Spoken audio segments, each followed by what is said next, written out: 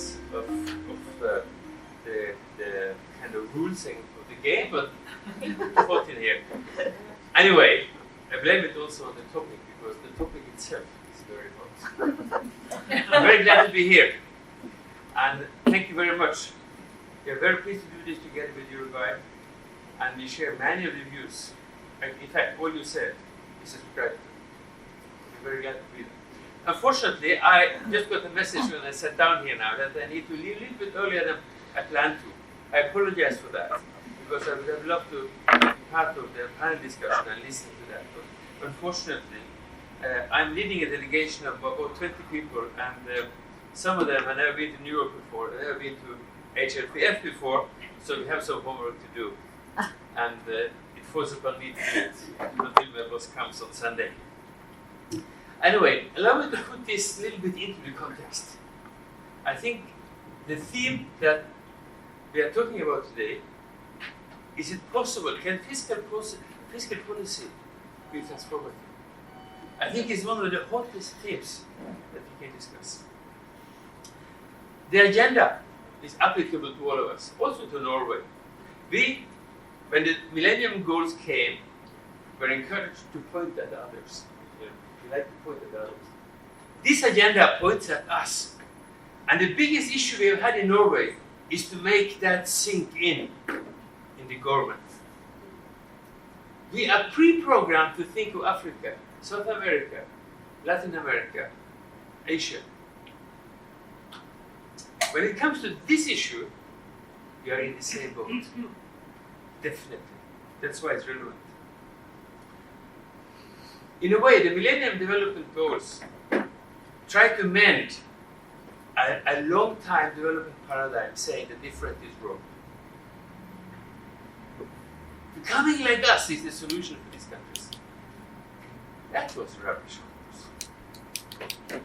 The 2030 Agenda cancels that thinking altogether. And it says different, but not wrong. And that's a totally different approach. Who's better to understand the context of fiscal policies, health policies, development policies, than the people on the ground? Civil society, academia, labor unions, political leaders. That's why the 2030 Agenda places the development also for fiscal policies squarely in the hands of national leaders. And let me also admit that as partners in the North, we have been looking for a rationale that can capture the reason why we should adapt to the 2030 Agenda. We have done it. We did it in September 2015. But as we heard yesterday, in the opening session of the HLPF, we are far behind.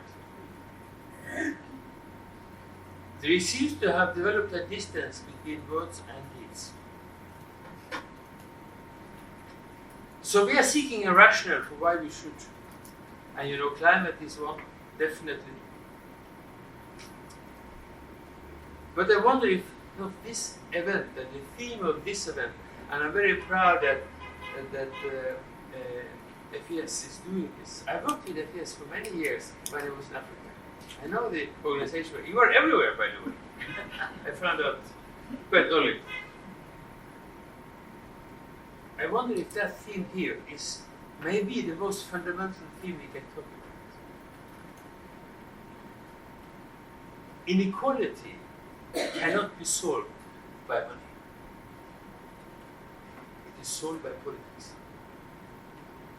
If we stick to that, quite a few other things in politics. In many ways, we have turned this around for many years and thought that money can mend everything.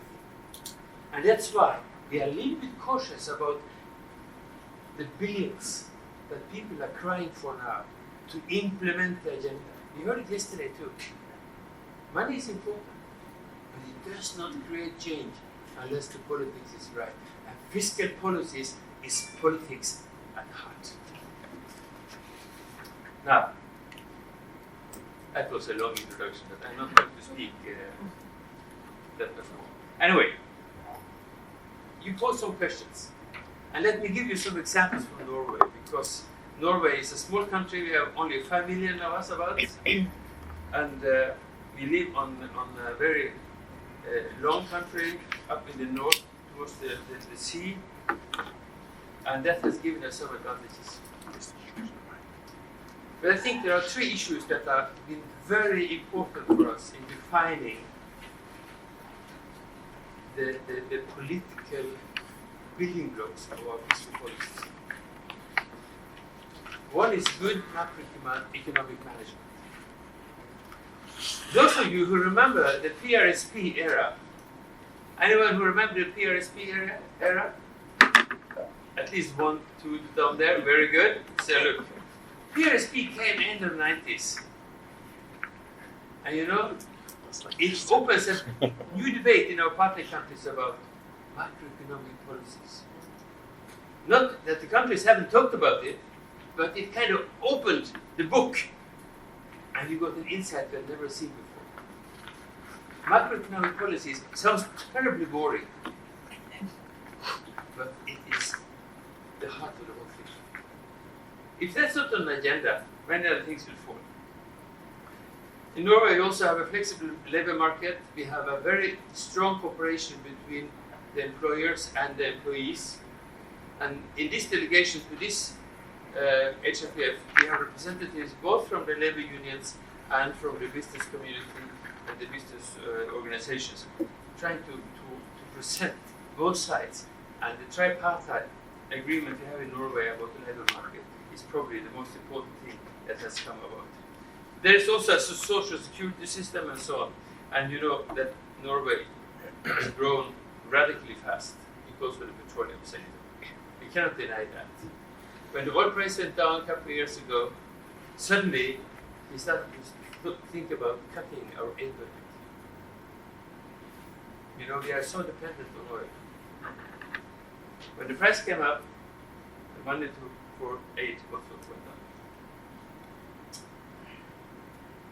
Can then the fiscal policy promote equality? Well, that is one of the big issues we are dealing with now. As you know, Norway will take over the presidency of ECOSOC as of this July. And one of the issues we like to talk about in ECOSOC setting is exactly the tax and transfer systems. How can it be made fair? In Tanzania, I worked there as a deputy at our embassy. Taxation on the gold exploration is 3%. Certain company, I will not name name, but it comes from South Africa, carried out enormous wealth and no tax. Of course, the distortion will just increase. In Norway, we argue strongly that you have to see education in relation to the fiscal policy. People must understand why it is important. So an education sector that talks about how a society is built is fundamental for growth. Norway is a country that taxes inhabitants heavily. Trust me, I do it every month. That is something that is on the political agenda all the time. But it has been this for many, many years. And there is a kind of acceptance for that each individual is taxed because we should have a collective system of wealth and social security. The foreign aid that we supply can never create a fiscal policy in our partner countries that can sustain the wind or the storms. It must come from inside. If we think a little bit on the drivers, just a few words on that. We see more and more in Norway now, and our Prime Minister is very, very clear on this. The drivers for the tax and the fiscal policy must be founded on a common understanding a common vision, a common plan for what we want Norway to be. That's a highly political theme. Promoting sustainable development today is possibly the most important measure we take in Norway to secure a fiscal policy that can carry the cost of the society for the years to come. To sum up, is a transformative fiscal policy possible to Norway? Yes, absolutely. However, what we need to speak more about is that such transformation does not come cheap. One of the concluding points from HLPF 2018 was politics matters. And that says it all. Without political will to do something in the fiscal policy area, nothing will happen. If there is a will, everything can happen. And I think that is the perspective I like to think we are in. Thank you very much.